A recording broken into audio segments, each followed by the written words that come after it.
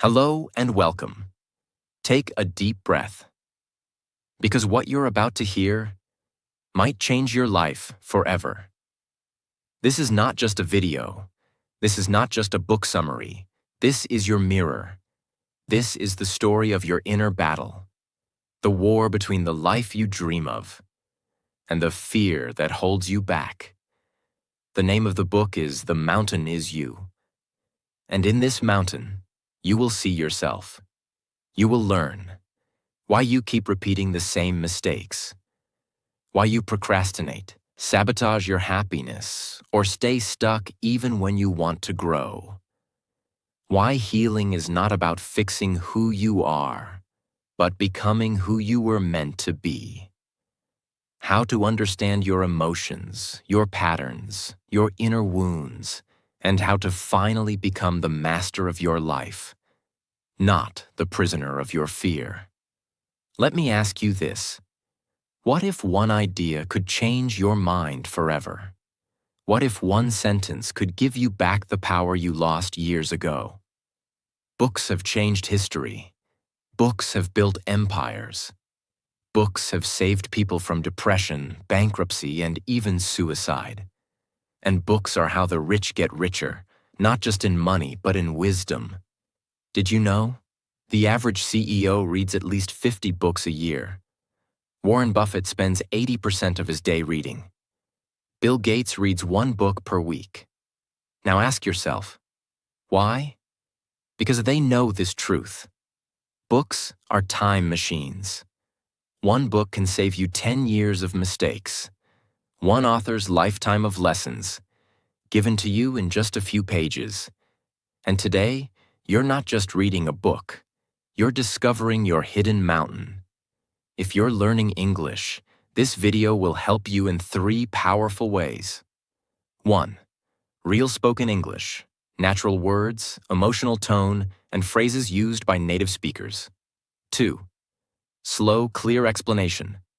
Every sentence is crafted for easy understanding. 3. Deep motivation. You won't just learn English. You'll learn how to change your life. So your brain learns English and your heart learns power. By the time this series ends, you will no longer ask, "Why do I always mess things up?" You will start asking, "What is this mountain teaching me about myself?" You will walk away with more clarity, more self-respect, more emotional strength, more tools to rebuild your life, and most importantly, the belief that you can. So now, let's begin. Chapter 1. The Mountain Is You. Let's imagine a mountain. You're standing at the bottom, looking up. It's huge, it's cold, it's scary. The peak is covered in clouds. You want to reach the top. That's where your dream life is waiting. But you feel stuck. Maybe you've felt this before. You want to speak confidently, but you stay silent. You want to start a new habit, but you delay it every day. You want to leave a toxic job, but you can't move. You want love, but you keep pushing it away. You think, maybe the problem is out there. But the book tells you, the mountain is not outside of you. The mountain is you. It means you are standing in your own way, your fear, your self-doubt, your guilt, your past, your trauma, your excuses, your habits. You built this mountain, and now you have to climb it. Let's say it again. Self-sabotage is not failure. It's communication. You sabotage because a part of you is scared. Scared to grow, scared to lose control, scared to be seen, scared to succeed. You get offered a promotion. You feel excited, then anxious. You start showing up late. You miss deadlines. You don't know why. But deep down, you think, what if I'm not good enough? That's self-sabotage. Not because you're lazy, but because you're protecting your old self. There's a war inside you. One part wants to grow. One part wants to stay safe. The second part is stronger. Because it's been with you for years. Since childhood, since trauma, since pain.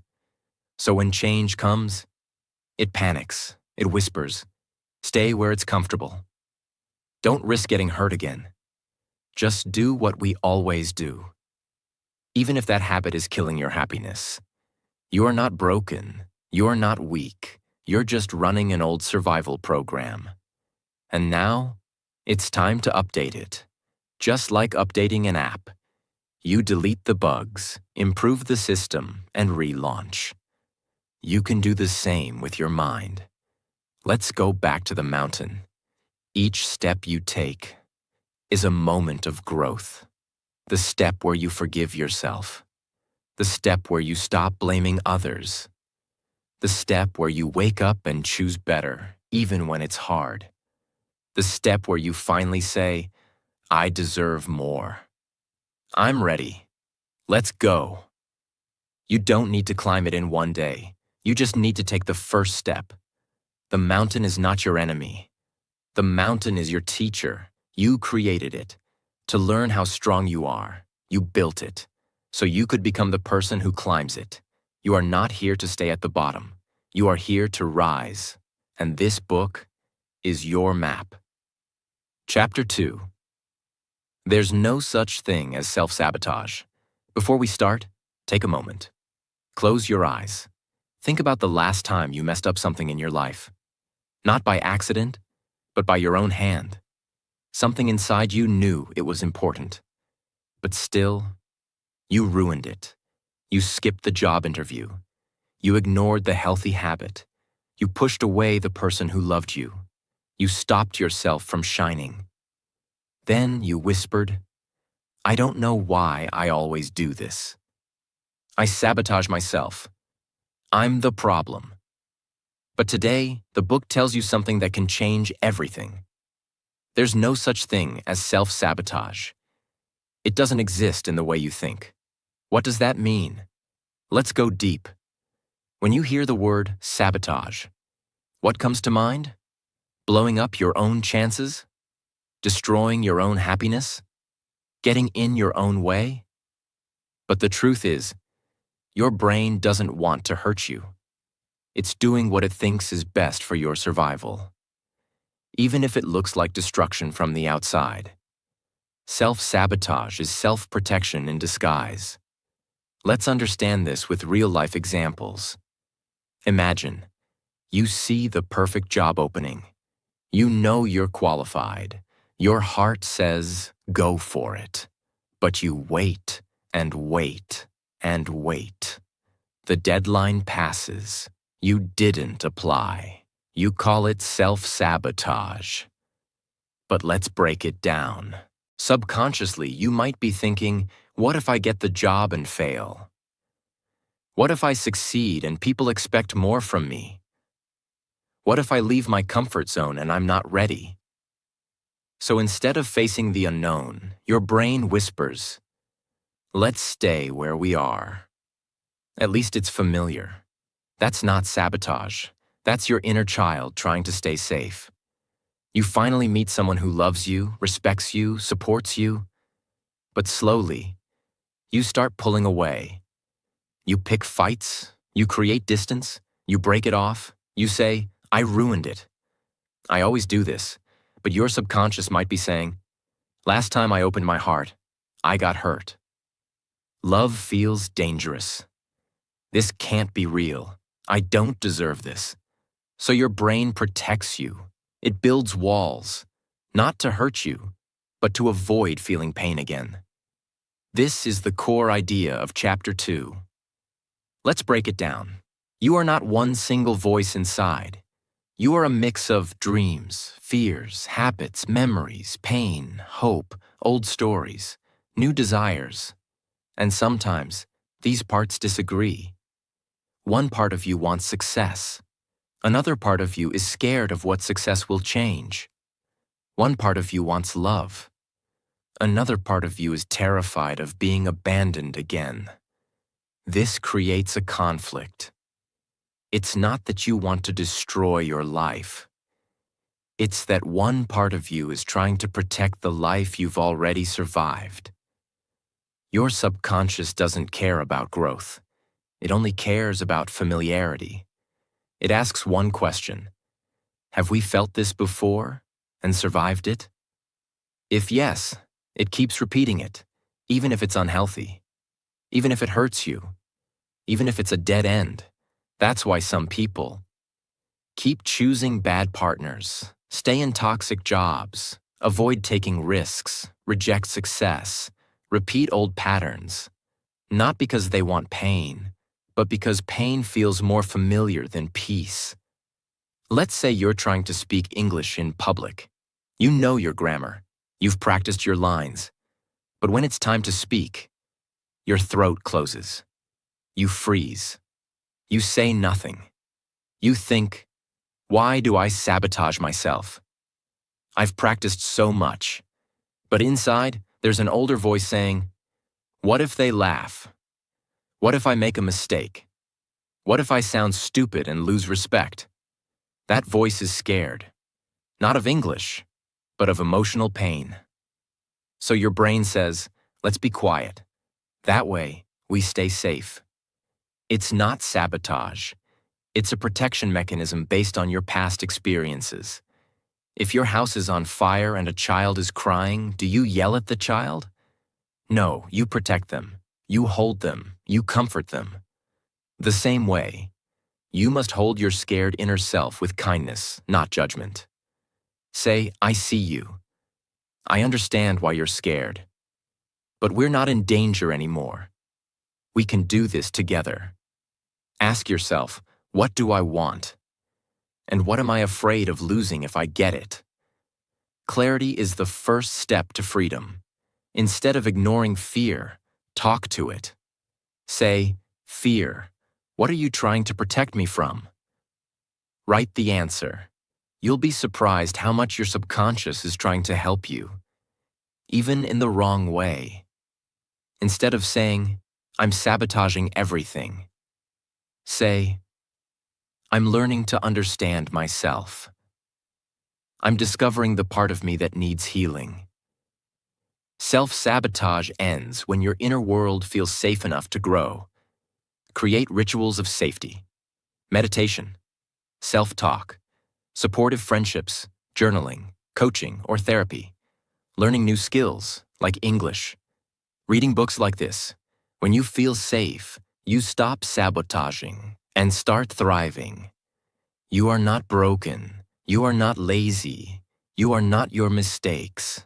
You are a story in progress, a healing heart, a rising soul, a person climbing the mountain they once built out of fear. There is no such thing as self-sabotage, only parts of you that need to feel safe, seen, and supported. The moment you stop punishing yourself and start listening to yourself, that's when transformation begins. Chapter 3. Your triggers are the guides to your freedom. Let's start with a simple question. What is a trigger? A trigger is not just something that annoys you. It's something that hurts you. Even when it seems small, it's when something outside you, a word, a situation, a sound, a person, suddenly wakes up a deep emotional pain inside you. It's when something tiny makes you feel huge anger, fear, sadness, jealousy, shame, and you don't understand why it feels so big. That is not just emotion. That is a trigger. Example, you text your best friend. They see the message, but don't reply for hours. You feel angry, anxious, rejected, not important, but it's just a late reply. Why so much pain? Because deep inside you might carry fear of abandonment, childhood wounds of being ignored, memories of rejection, old trauma where silence meant danger. So your friend's silence is not the problem. Your triggered memory is. Your triggers are not the enemy. They are road signs. They are messengers. They are showing you where your unhealed pain lives. In other words, What triggers you is trying to teach you something about yourself. So, what's the big secret of Chapter 3? Here it is. If you want freedom, don't avoid your triggers. Follow them. Understand them. Heal them. Triggers are not here to destroy you. They are here to show you where you still hurt, what you haven't accepted, what you truly need, what still controls you, and where your power is still locked away. You're working hard. You're proud of your progress. But someone says one small thing. You could have done it better. Or, why did you do it like this? Boom. You feel crushed, ashamed, defensive, like you're not good enough. But think, is their comment really that powerful? No. What's powerful is the wound it touched. Maybe your parents were always critical. Maybe your teachers made you feel like a failure. Maybe you always had to prove your worth to feel loved. So now every small criticism touches that old wound. That's your trigger. The book teaches us. Each time you get triggered, you get a key. A key to open the door of healing. A key to meet your past self. A key to free the part of you that's still hurting. So don't just say, I got triggered. I overreacted. Instead, say, wait, where did that pain come from? What part of me needs attention, love, or safety? Let's take an example close to your heart. You're trying to speak English. You watch someone on YouTube, fluent, confident, amazing accent. And suddenly you feel jealous, small, insecure, hopeless. You say, why can't I speak like that? I'll never be that good. Now pause. That emotion, that punch in the chest, is a trigger. What is it really saying? Maybe, I was made fun of for my mistakes. I was told I wasn't smart enough. I'm afraid people will laugh at my voice. So the trigger isn't the speaker. The trigger is your memory. Most people feel triggered and do one of these.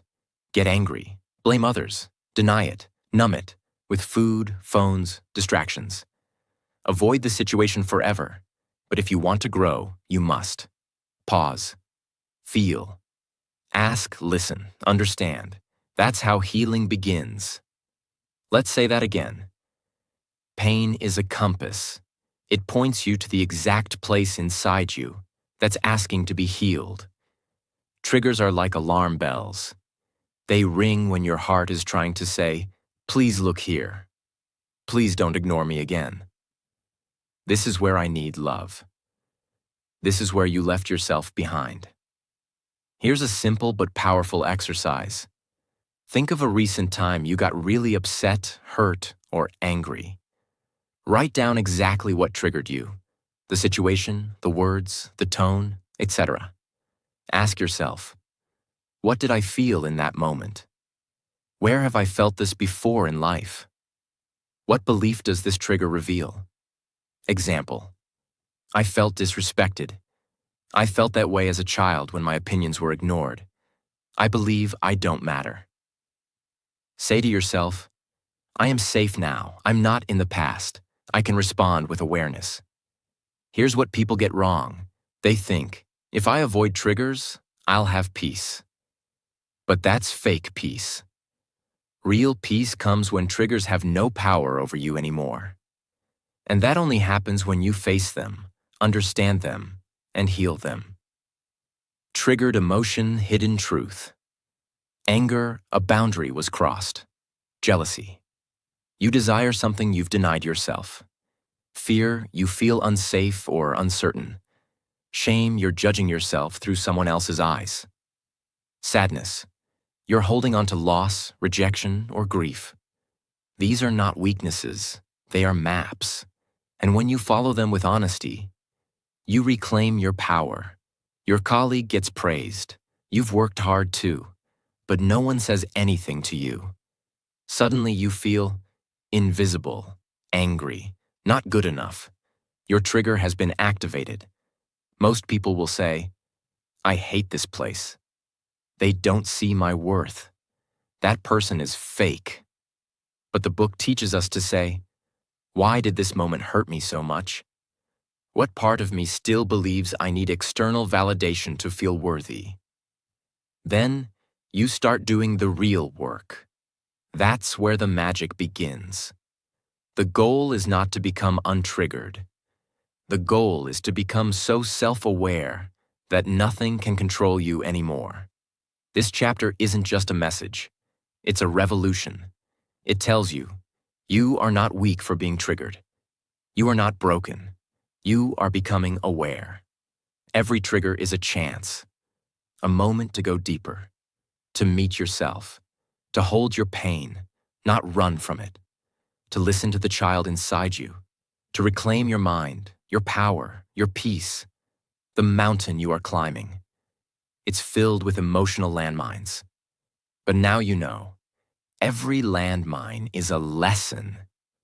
Every trigger is a teacher. Every reaction is a reflection. And your job is to understand, not avoid, because understanding creates freedom. Chapter 4. Building Emotional Intelligence. Ask yourself, what do I do when I feel overwhelmed? How do I react when someone disrespects me? Do I know how to handle difficult emotions, or do I just avoid them?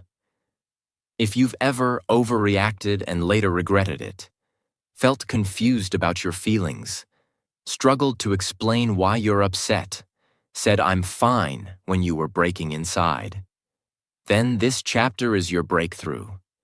Because today, you will learn a life-changing skill: emotional intelligence. The ability to feel, understand, control, and direct your emotions with wisdom. In life, your emotions make most of your decisions, not your logic. It's not your IQ that controls you in a moment of heartbreak, pressure, or conflict. It's your EQ, emotional quotient. Let me show you why. People with high IQ but low EQ ruin relationships, struggle with leadership, hurt others and themselves, avoid growth because they can't handle discomfort. People with average IQ but high EQ win trust, stay calm under pressure, understand others, heal themselves, rise like leaders in tough times. Imagine, you receive a rude email from a colleague. You feel insulted. You start typing an angry response, full of blame, sarcasm, and emotion. Stop. If you send that email, you may damage your reputation, your job, your peace. But if you pause, feel your anger, process it. Ask yourself, what am I feeling? Why? What is the right response? Then you write back with calm clarity, not emotional chaos. That's emotional intelligence. This chapter is not about controlling emotions like a robot. It's about something more powerful. Understanding emotions so deeply that they no longer control you. Let me repeat. You don't have to kill your feelings. You need to become the master of them. What is emotional intelligence? It's made up of 5 key abilities. 1. Self-awareness. Knowing what you're feeling and why, e.g., I feel anxious because I don't feel prepared. 2. Self-regulation. Managing your emotional reactions, e.g., I feel angry, but I won't scream. I'll express calmly. 3. Motivation. Using your emotions to drive you forward, e.g., I feel disappointed, but I'll use that to improve. 4. Empathy. Understanding others' emotions, e.g., they're not rude, they're hurting. 5. Social skills. Managing relationships wisely, e.g., let's resolve this with communication, not drama. You're heartbroken. Someone left you. You feel abandoned, worthless, angry, jealous. Without emotional intelligence, you might send toxic messages, stalk their social media, blame them endlessly, destroy your peace for months. But with emotional intelligence, you'll ask, what did I learn? Where did I ignore red flags? What part of me is really hurting? How can I grow stronger from this pain? You won't avoid your feelings. You will hold them like a teacher. Your emotions are not random. They are data. They are messages from your subconscious. They are your inner GPS system. You speak in English. Someone laughs, or you make a mistake. You suddenly feel shame, embarrassment, anger, insecurity. Without emotional intelligence, you shut down. You avoid speaking again. You believe I'm not good enough. But with emotional intelligence, you feel the emotion. You name it. That's shame. That's fear of judgment. You choose growth. I'm learning. Mistakes are part of the path. That's how people transform, not by avoiding pain, but by using pain to evolve. Here's the brutal truth. Most people don't feel their emotions. They become them. They don't say, I feel angry. They say, I am angry, and they throw it at everyone around them. They don't say, I feel insecure. They become jealous, bitter, cold. That's how fights start. That's how relationships die. That's how dreams are destroyed. Not because of lack of talent, but because of emotional blindness. Let me give you real tools. Easy to understand and apply. Name your emotion. What exactly am I feeling right now? Not just bad or upset. Be specific. I feel rejected. I feel embarrassed. I feel forgotten. I feel disrespected. Naming the emotion is the first step to healing it.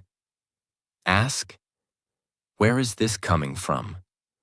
What event or memory is behind this emotion? Your feelings come from interpretation, not just events. You feel jealous when your friend succeeds.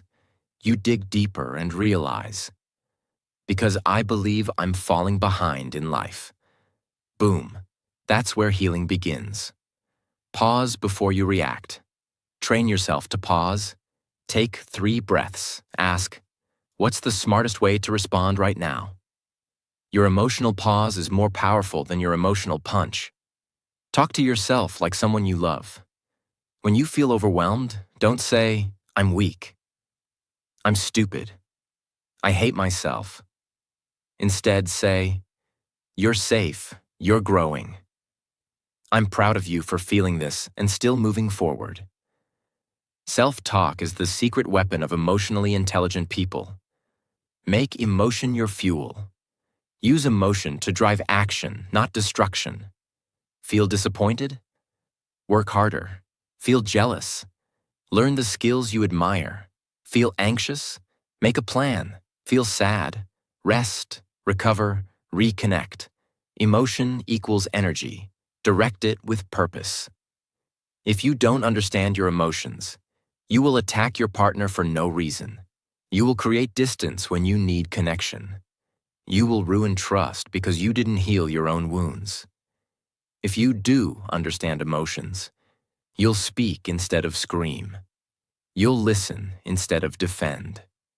You'll grow instead of blame. This is how relationships thrive. Not by being perfect, but by being emotionally wise. Nobody is born with this. You learn it by failing, reflecting, practicing, healing, growing. Every time you feel something big, you're getting a chance to build EQ. Imagine, someone insults you in public. Your body wants to react, scream, cry, attack. But you pause, you breathe, you ask, what does this say about them, not me? What is the response that protects my peace? And you walk away with dignity. That is power. Emotional intelligence is not soft. It's not weak. It's not boring. It is the foundation of confidence, leadership, growth, healing, success. When you build this, you no longer fear your feelings. You welcome them. You listen to them. You work with them, not against them. You become calm in chaos, peaceful in pressure, wise in storms, and unstoppable in your own transformation. The mountain you climb is not just made of fears. It is also made of feelings you never learned to manage. But now you're learning. You're rising. You're becoming emotionally free. Chapter 5. Releasing the past. Close your eyes. Picture yourself climbing a mountain. You have a heavy backpack filled with rocks. Each rock has a name written on it. Regret. Anger. Guilt. Old relationships. Missed chances. Who I used to be. You're trying to reach the top, but the bag is breaking your back. That bag is your past, and you will never reach the summit if you don't learn to let it go. Because it's not just memory. It's emotion trapped in time. Every event that hurt you left behind energy. Fear, shame, sadness, betrayal. Those emotions never disappeared.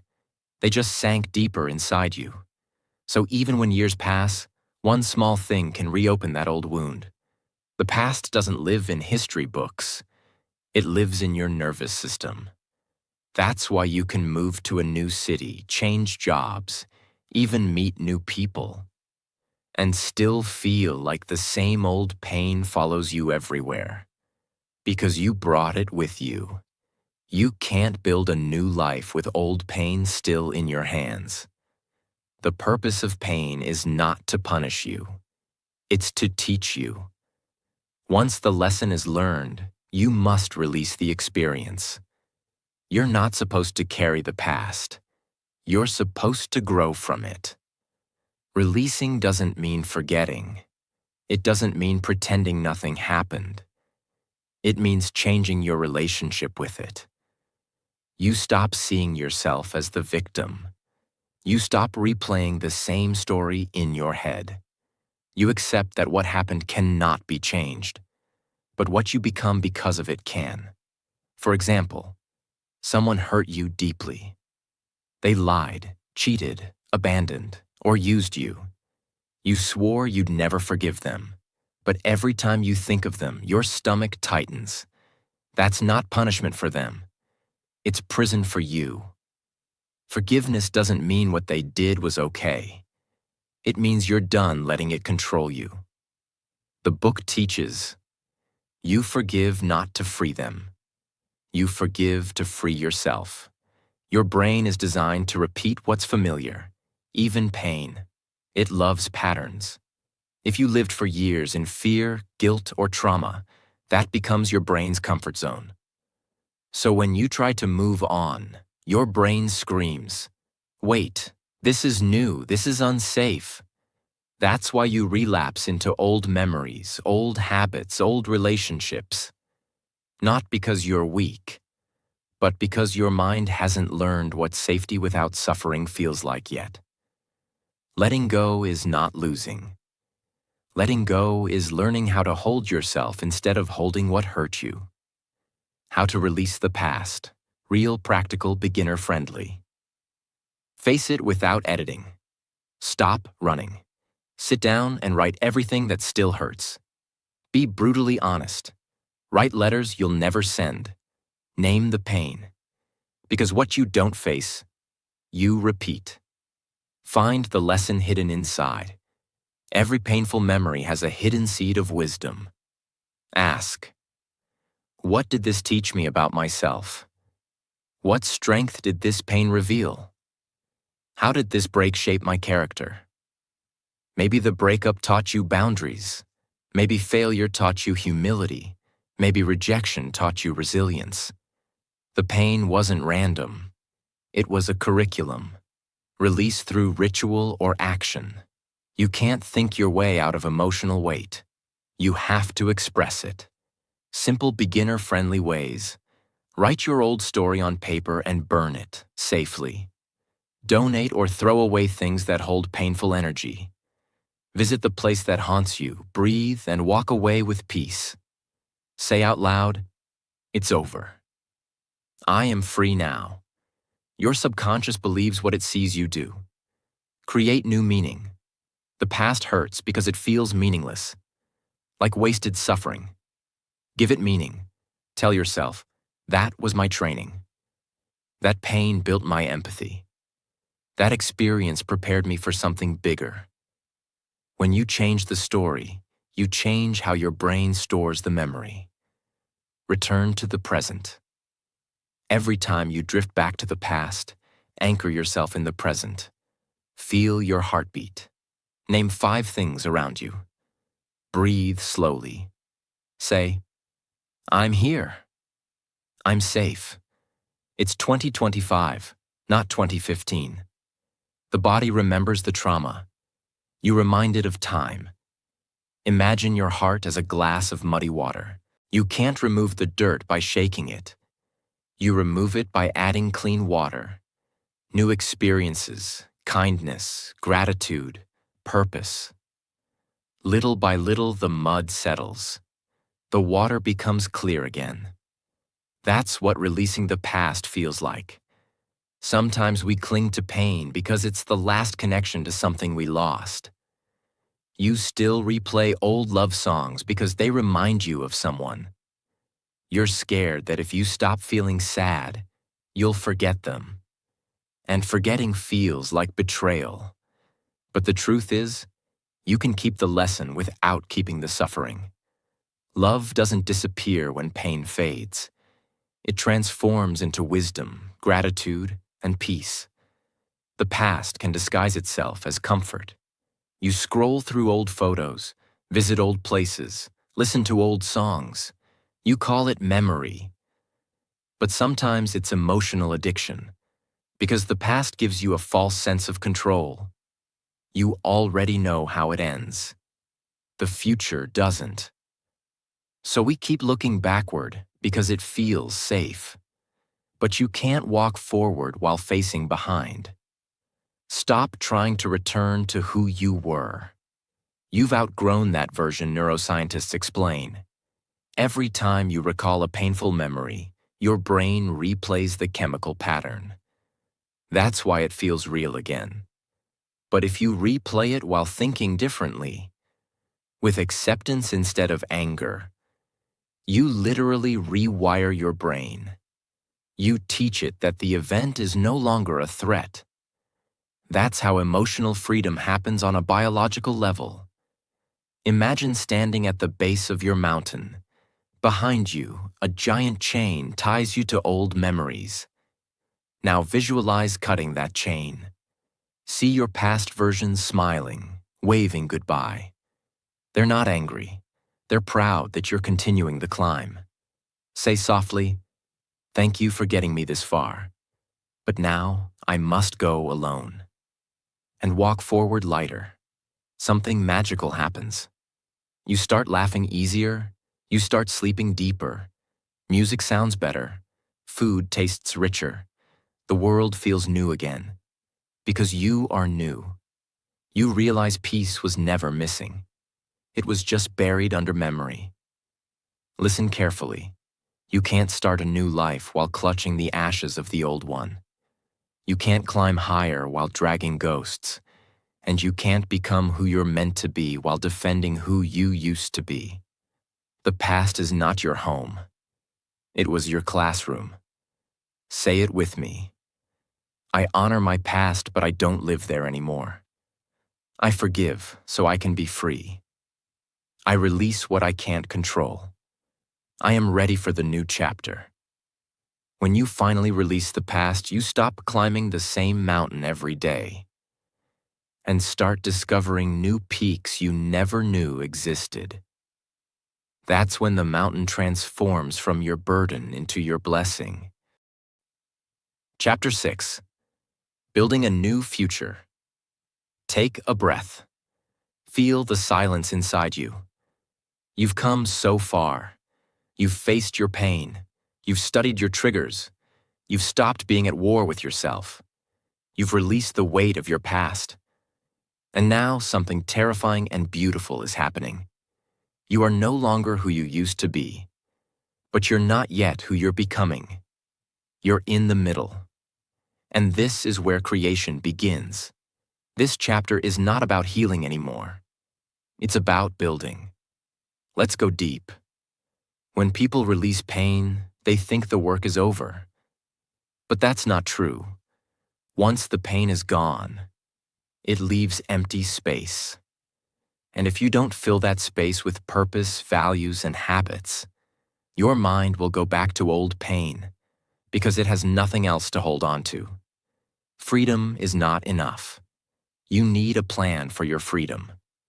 So now we ask, who do you want to become? What kind of life do you want to wake up to? What habits do you want to live by? What energy do you want to carry? This is the new mountain. The book teaches us. You can't build a new future with the same automatic programming that created your past. You need to live intentionally, on purpose, with awareness, with daily decisions that shape your future self. It doesn't mean moving cities. It doesn't mean changing your name. It means building new beliefs, creating daily systems, living with emotional discipline, making conscious choices, holding yourself to higher standards, and doing it one ordinary day at a time. There's a person who wants to change their life. They've let go of their past trauma. They're ready to rise. But their daily routine looks like this. Wake up late, check phone, skip breakfast, complain about job, scroll Instagram for hours, go to bed with anxiety. Now pause. Can this person become their best self like this? No, because healing without structure is just a feeling. The book reminds us, the future is not something you wait for. It's something you build with your habits. Even something as small as cleaning your desk every night trains your brain to believe, I am organized.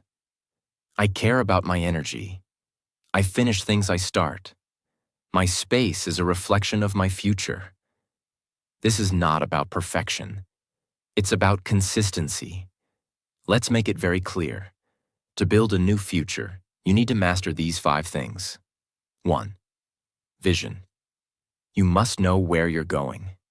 I want to become a confident English speaker. I want to build a peaceful life. I want to love myself fully. This is your why. 2. Systems. Dreams without systems die. Want to write a book? You need a writing schedule? Want to be healthy? You need a meal plan? Want to improve English? You need 30 minutes a day of practice. Your system protects your dream from dying in chaos. 3. Environment. Your environment shapes your mind.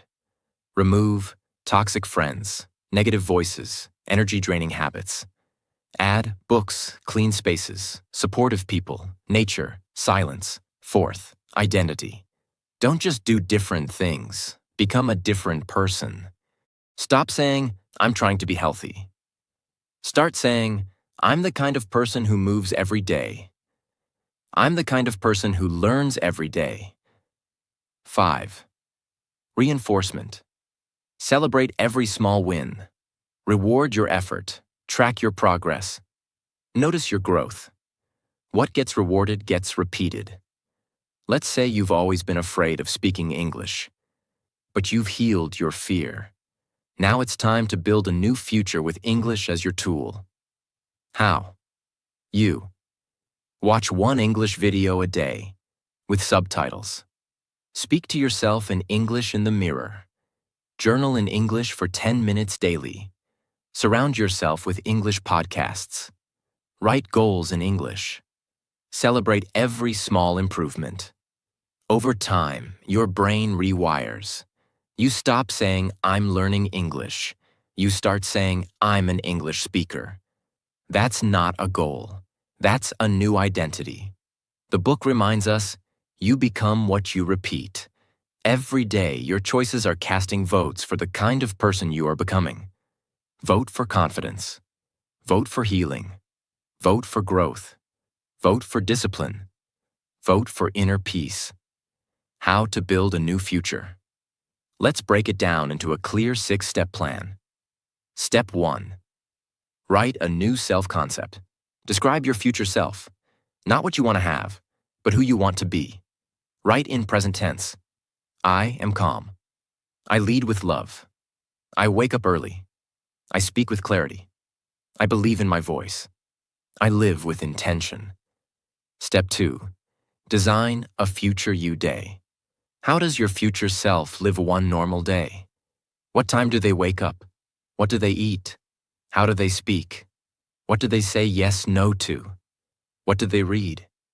How do they sleep? Now start living one small piece of that day. Every day. Step 3. Remove what doesn't align.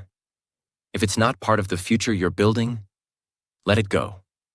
This includes old routines, energy-draining people, wasted screen time, foods that make you tired, thoughts that weaken your spirit.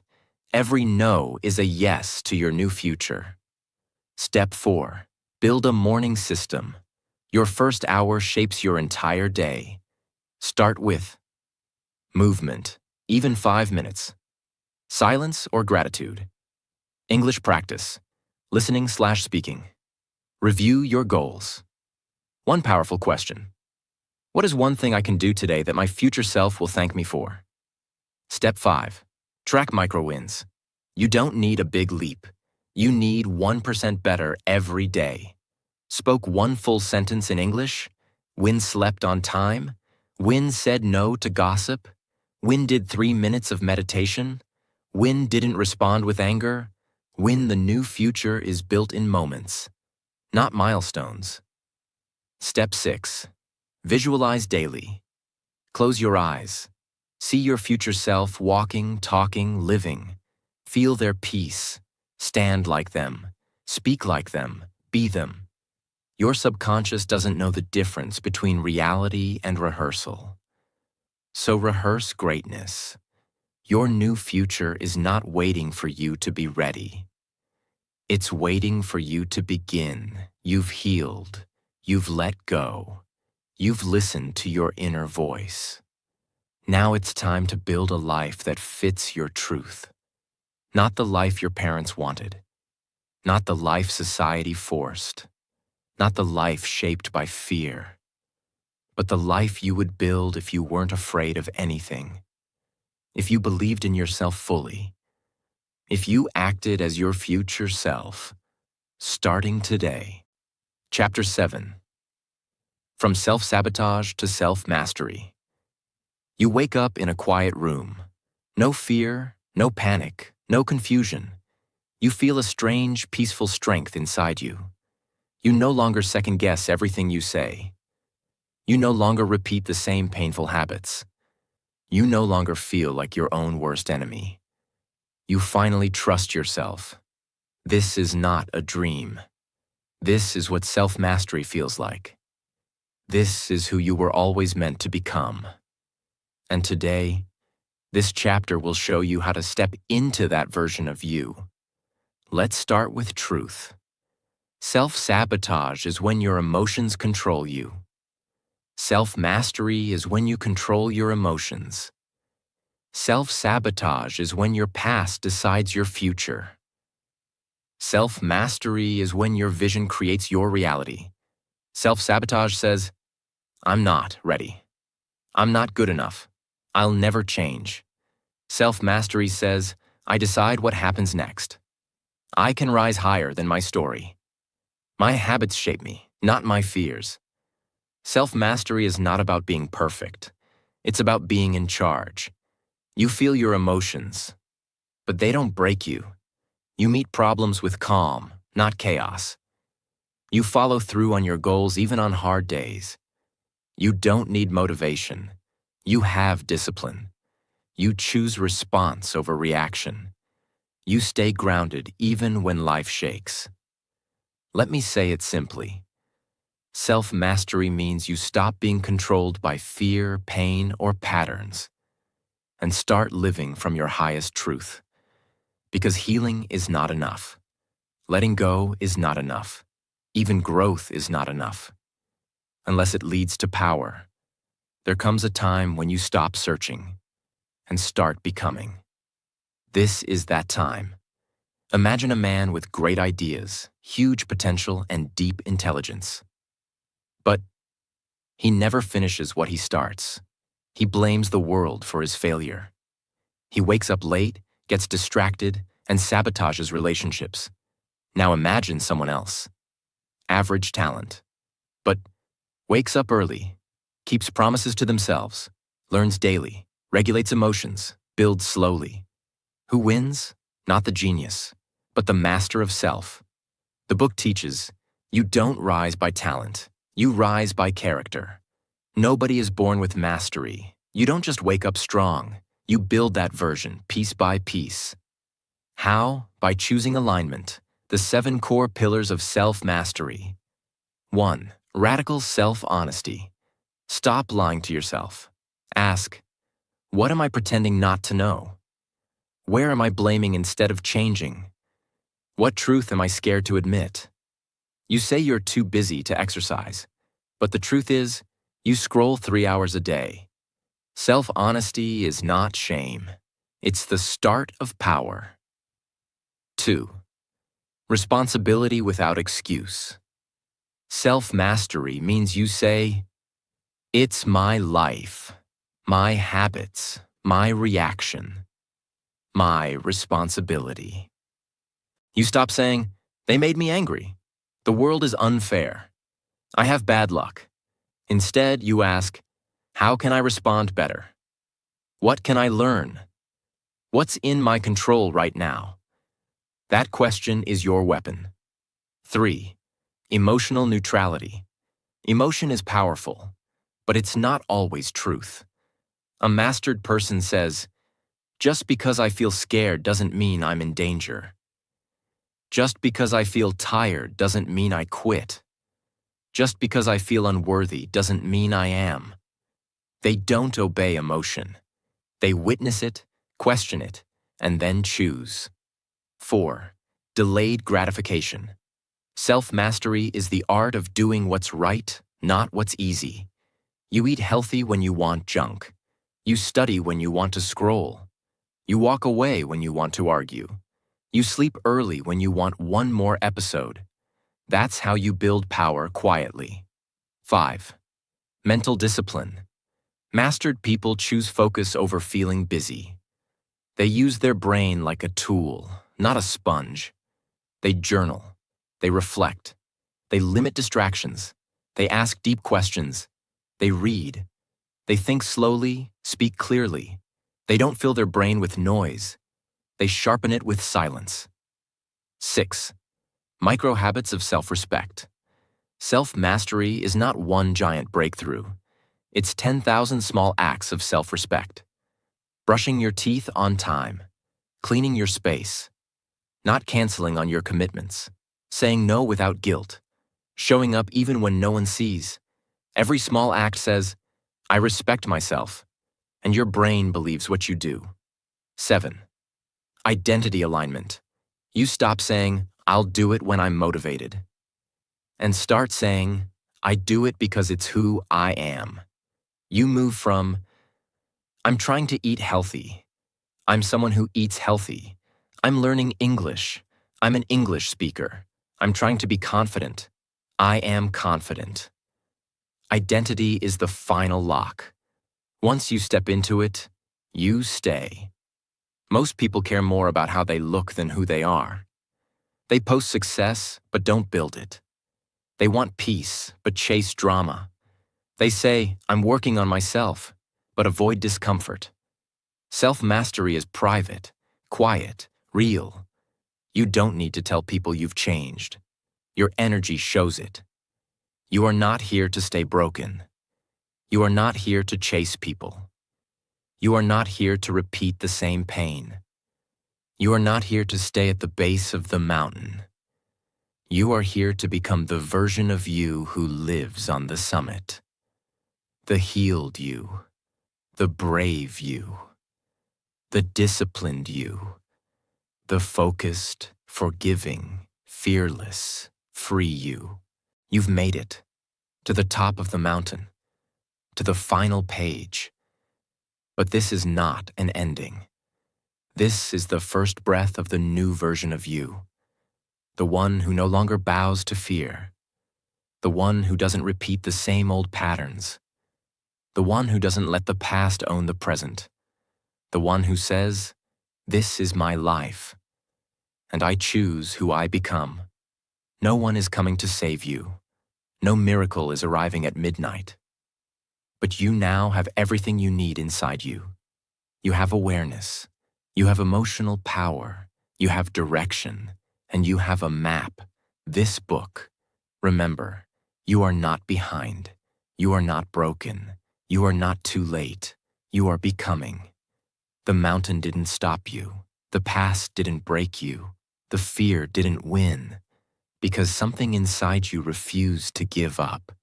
If this summary helped you, if it made you feel something you haven't felt in years, if it gave you hope, clarity, direction, or just a spark of inner peace, then please don't leave without doing one thing. Subscribe to this channel, because this is just the beginning. We are building a place of deep healing, real transformation, and powerful English learning. Your next breakthrough could be in the very next video. So click subscribe and keep climbing. Not because you're broken, but because you know how powerful you can be.